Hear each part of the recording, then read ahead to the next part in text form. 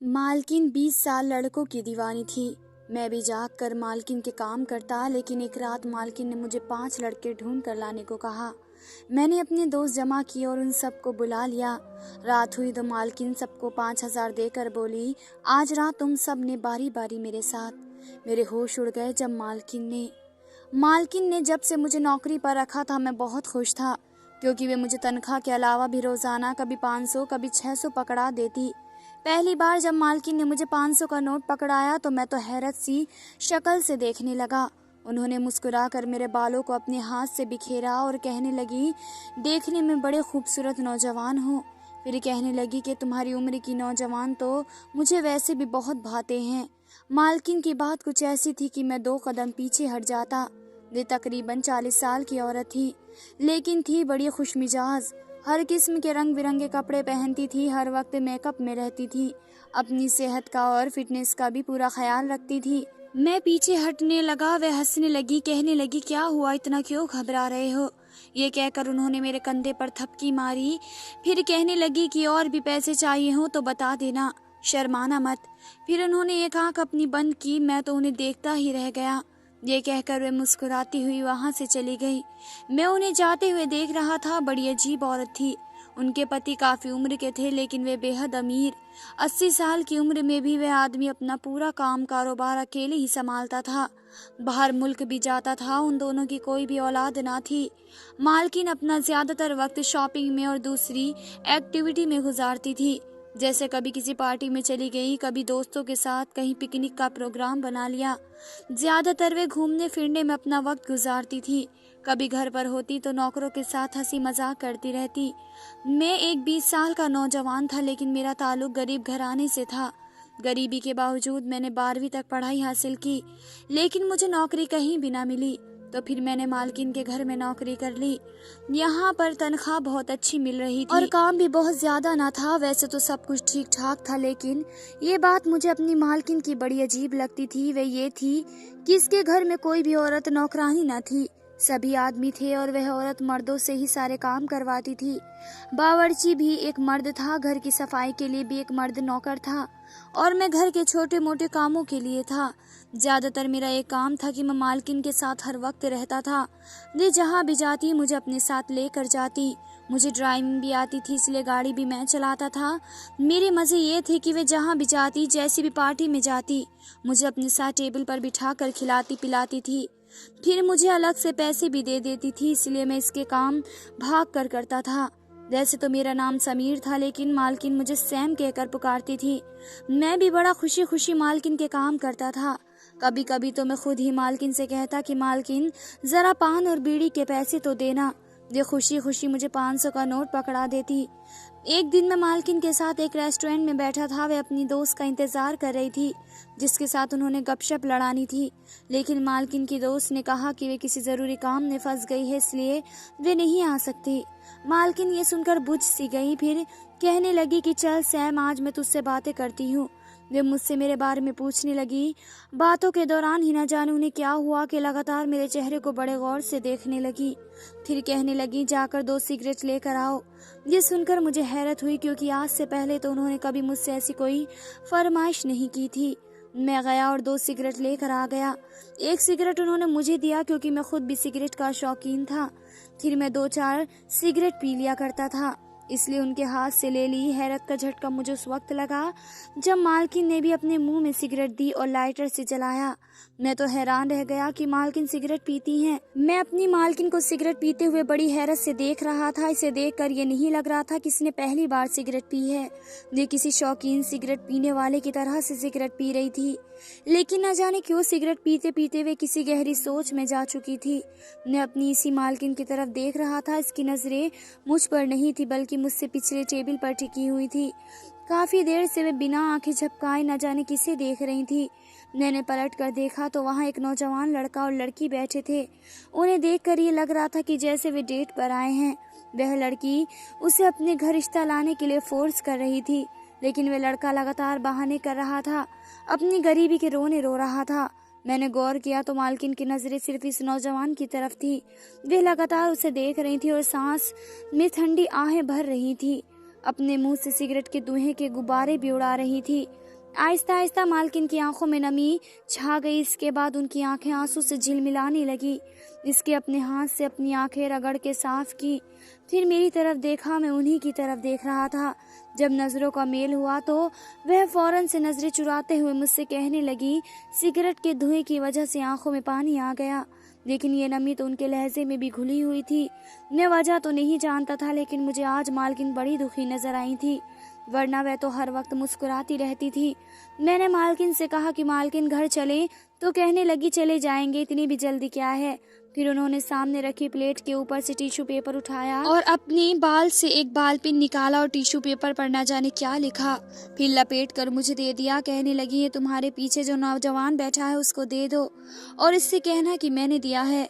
मैंने वे tissue paper पकड़ा और उस नौजवान को दे दिया। वह मुझे देखने लगा। इसके सामने जो लड़की बैठी थी वह भी मुझे देखने लगी। वह कहने लगा, ये क्या है। मैंने पीछे मालकिन की तरफ इशारा किया। मैंने कहा कि वे मेरी मालकिन है, उन्होंने दिया है। इस लड़के ने पलटकर मालकिन की तरफ देखा, फिर इसने वह टिश्यू खोल के देखा, फिर देखकर मालकिन को मुस्कुराने लगा और टिश्यू अपनी शर्ट के ऊपर वाली जेब में रख लिया। मुझे समझ नहीं आ रहा था कि ये सब क्या हो रहा था। अगर वह जवान मेरी मालकिन का जान पहचान का होता तो उठकर उनसे बोलता या मिलना जरूर आता, और अगर कोई अनजान था तो वह एक हसीन खूबसूरत कम उम्र लड़की के साथ बैठा हुआ था। वे मेरी 40 साल की मालकिन को क्यों लिफ्ट करवा रहा था, जिसकी डरती उम्र के अंदाज इसके चेहरे पर दिखाई देने लगे थे।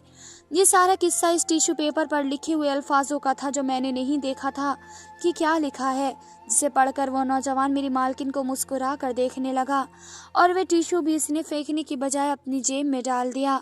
कहीं न कहीं कुछ न कुछ तो गड़बड़ थी। बहरहाल मालकिन मुझसे कहने लगी कि चलो मेरा काम हो गया है। मैं हैरान था कि उनका कौन सा काम हो गया है। ये कहकर मालकिन खड़ी हो गई। हम वापस आ गए। घर आकर मैं अपने क्वार्टर में जब लेटा तो मेरी आंखों के सामने वही रेस्टोरेंट वाला मंजर आने लगा। बार बार उस नौजवान का चेहरा मेरी आंखों के सामने आने लगा। मैं अभी नींद में गया भी ना था कि जब मुझे ऐसा लगा कि जैसे बाहर लॉन में गाड़ी स्टार्ट होने की आवाज आई है। पार्किंग एरिया से जैसे गाड़ी स्टार्ट हुई, मैंने घड़ी की तरफ नजर दौड़ाई तो रात के 2 बज रहे थे।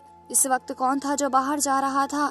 मुझे नींद तो वैसे भी नहीं आ रही थी, इसलिए उठ गया, अपने क्वार्टर का दरवाज़ा खोला और चढ़ता हुआ लॉन की तरफ आने लगा। जब मैं लॉन में पहुंचा तो मैंने देखा कि बड़ी तेज़ी से गाड़ी मेन गेट से बाहर निकली थी। गाड़ी में मेरी मालकिन बैठी थी और इस वक्त खुले बालों के साथ और फुल मेकअप में वह अपनी उम्र से काफ़ी कम लग रही थी। मुझे हैरत हो रही थी कि वे इस वक्त कहाँ जा रही हैं। जैसे ही चौकीदार ने दरवाज़ा बंद किया, मैं चौकीदार के पास आ गया। मैंने कहा कि मालकिन इस वक्त कहाँ जा रही हैं।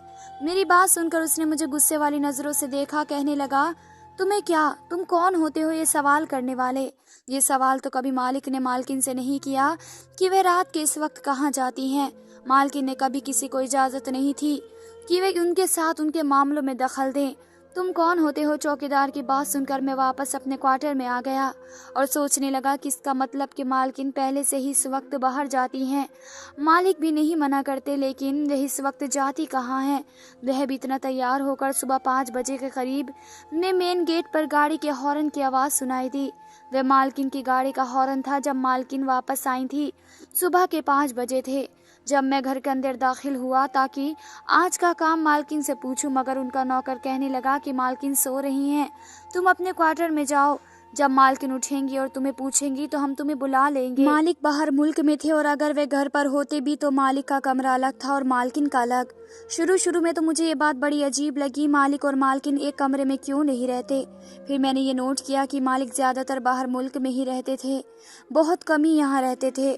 जब भी आते मालकिन का मूड खराब होता था। मैंने कभी भी उन्हें मालिक के साथ बैठकर हंसते हुए बातें करते नहीं देखा। अगले दिन जब मैं अपनी मालकिन के साथ बाहर गया तो मालकिन मुझे इसी रेस्टोरेंट में ले गई जहाँ इस नौजवान से मुलाकात हुई थी। इस बार जो कुछ मैंने देखा, मेरी आंखें फटी थी। जैसे ही मालकिन रेस्टोरेंट में दाखिल हुई, वह नौजवान एक टेबल पर बैठा घड़ी पर वक्त देख रहा था। जैसे ही मालकिन इस रेस्टोरेंट में दाखिल हुई और नौजवान की नज़र मालकिन पर पड़ी, वे फौरन से खड़ा हो गया, मुस्कुराने लगा जैसे उन्हीं का इंतज़ार हो। मालकिन भी इसे देखकर मुस्कुराई, मुझसे कहने लगी कि आज तुम बाहर जाकर गाड़ी में बैठ जाओ, मैं खुद ही खाना खाकर बाहर आ जाऊंगी। ये सुनकर मुझे हैरत हुई, क्योंकि वह अगर अपने दोस्तों से मिलने आई थी वे मुझे साथ ही बैठा कर खाना खिलाती थी, कभी मुझे यूं बाहर नहीं भेजा था। मैंने कहा, जी मैडम। जैसे ही मैं रेस्टोरेंट से बाहर जाने के लिए पलटा, मेरी मालकिन ने मुझे पुकारा और फिर मुझे 1,000 का नोट दिया। कहने लगी, बाहर जाकर खाना खा लेना। इस बार उनका अंदाज बड़ा गुस्से वाला था और अजीब सा भी था। ये कहकर वे इस नौजवान के पास गई, इससे हाथ मिलाया और फिर सामने कुर्सी पर इसके सामने बैठ गई। दोनों ही मुस्कुरा कर एक दूसरे से बातें करने लगे। बहरहाल में एक नौकर था, इसलिए बाहर आ गया। बाहर आकर मैं अपनी गाड़ी में बैठ गया, लेकिन मेरी भूख बिल्कुल मर चुकी थी। मैं अभी भी अपने मालकिन के रवैये को समझ नहीं पा रहा था। वे किस किस्म की औरत थी, हमेशा नौजवान लड़कों की तरफ लपकती थी। न जाने इस टिश्यू में उन्होंने क्या लिखा था। वह नौजवान उनसे यूं मिल रहा था और उनकी खातिर इसने अपनी इस गर्लफ्रेंड को भी छोड़ दिया, जो कि मालकिन के मुकाबले में तो कहीं ज़्यादा खूबसूरत थी। जवान थी। शायद नौजवान ने मालकिन की बस दौलत को देखा था, जो कि मालकिन के पास बहुत थी। 8 घंटे बाद मालकिन वापस आई, बहुत ही खुश थी। मुझसे पूछने लगी, तुमने खाना खाया? मैंने कहा, जी खा लिया। मैंने बड़ी खामोशी से गाड़ी चलाई। मैं बार बार मालकिन की तरफ देखने लगा। न जाने वे किसी को सोच में गुम थी, बस मुस्कुराए जा रही थी। जब मैंने गाड़ी बंगले के अंदर खड़ी की तो उतरने से पहले उन्होंने पर्स से 2,000 निकाल के मुझे दिए। मैंने कहा, मालकिन मुझे इसकी ज़रूरत नहीं है। वे कहने लगी, आज मैं बहुत खुश हूँ, मुझे बहुत बड़ी खुशी मिली है, इसलिए इसे रख लो, मैं तुम्हें ही अपनी खुशी से दे रही हूँ। मैंने वे 2,000 का नोट उनके हाथ से ले लिया। मालकिन गाड़ी से उतरकर बाहर निकल गई। पहली बार मैंने देखा कि वे गुनगुनाते हुए घर के अंदर दरवाजे की तरफ बढ़ रही थी। आज तो वाकई वे बहुत खुश थी। उनकी खुशी उनके चेहरे और अंदाज से झलक रही थी। अब मैं देख रहा था कि मालकिन रोज ही रात के 2 बजे जाती कहाँ है और सुबह 5 बजे वापस आती हैं। लेकिन इस बार मैंने देखा कि मालकिन घर वापस रोते हुए आई थी और सीधा अपने कमरे में चली गई। मैं सोच रहा था कि मालकिन को हुआ क्या था, मगर मुझे वजह समझ नहीं आ रही थी। अगले दिन जब मैं काम के लिए लॉन में गया तो मालकिन सोफे पर बैठी टीवी देख रही थी, लेकिन उनका दिमाग कहीं और था। बार बार उनकी आंखों से आंसू बह रहे थे। मैं काफ़ी महीने से उनके साथ साथ रहता था, इसलिए मुझे उनसे कुछ लगाव सा हो गया था।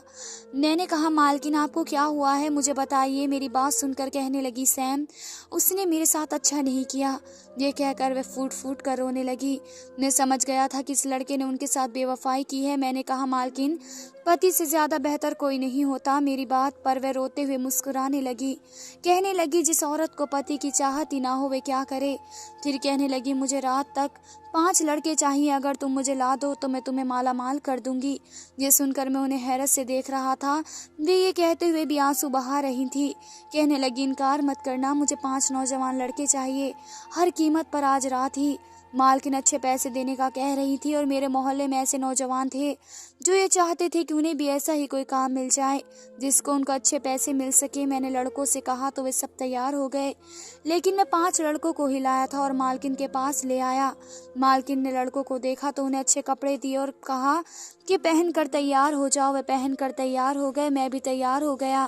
फिर वे हम सब के साथ इस रेस्टोरेंट पर पहुंची। वे नौजवान भी वहां एक टेबल पर बैठा था। मालकिन को हम सब के साथ देखकर नजर पलटना भूल गया। ना जाने क्यों, मगर वे नौजवान गुस्से में था और फिर मालकिन के पास आकर कहने लगा, मुझे आपसे ये उम्मीद हरगिज न थी। मालकिन कहने लगी, जब तुम मुझसे अपना रिश्ता नहीं रखना चाहते हो तो तुम्हें क्या मतलब मैं क्या करती हूँ। ये सुनना था कि इस नौजवान का चेहरा गुस्से से लाल होने लगा। कहने लगा, जो रिश्ता मेरा आपसे है वे मेरे मना करने से खत्म नहीं हो सकता। इसने तमाम लड़कों से कहा कि यहाँ से चले जाओ, खबरदार जो दोबारा इस औरत के साथ नजर भी आए। वे सब लड़के मुझे घूर कर देखने लगे। मैं खुद भी नहीं समझ पा रहा था। मैंने कहा, भाई तुम कौन होते हो ये सब कहने वाले। जब मालकिन को एतराज नहीं, वह नौजवान कहने लगा, मैं उनका बेटा हूँ और अपनी माँ के पास किसी भी शख्स को बर्दाश्त नहीं कर सकता। वह लड़का मालकिन के पहले पति का बेटा था। मालकिन की मेरी मालिक से दूसरी शादी थी। पहला पति गरीब था, इसलिए मालकिन ने उनको तलाक दे दी थी। पैसों के लालच में आकर मेरे मालिक से शादी कर ली। इनके पास बहुत दौलत थी, लेकिन वे उनसे मोहब्बत और ध्यान नहीं देते थे। मालकिन बाद में पछताने लगी थी। इस दिन उन्होंने जब इस नौजवान को देखा तो अपने बेटे को पहचान लिया। उन्हें टिश्यू पेपर में अपना नाम लिख कर दिया था, तो वह भी उन्हें देखकर जान पहचान गया था। वे रोज उनसे मिलने जाती थी, कहती थी कि वह उनके पास आकर रहने लगे। लेकिन वह लड़का नहीं मानता था। कहता था कि मुझे ऐसी औरत के साथ नहीं रहना जिसने गैर मर्द की खातिर मेरे बाप को छोड़ दिया। इसलिए मालकिन उन लड़कों के साथ इसके सामने इसलिए आई थी ताकि वे बर्दाश्त न कर सके, और वही हुआ। इस लड़के ने मालकिन से अपना रिश्ता कबूल कर लिया, लेकिन फिर भी वह उनके पास रहने नहीं आया था, अपने बाप के पास ही रहता था। हाँ, ये ज़रूर हुआ कि वह रोज़ उनसे मिलने आता था और घंटों बातें करता था, और मैं ना जाने क्या सोचता रहा। कभी कभी सच वह नहीं होता जो आंखें देख रही हैं और अकल सोचती है, सब कुछ और ही होता है। धन्यवाद दोस्तों।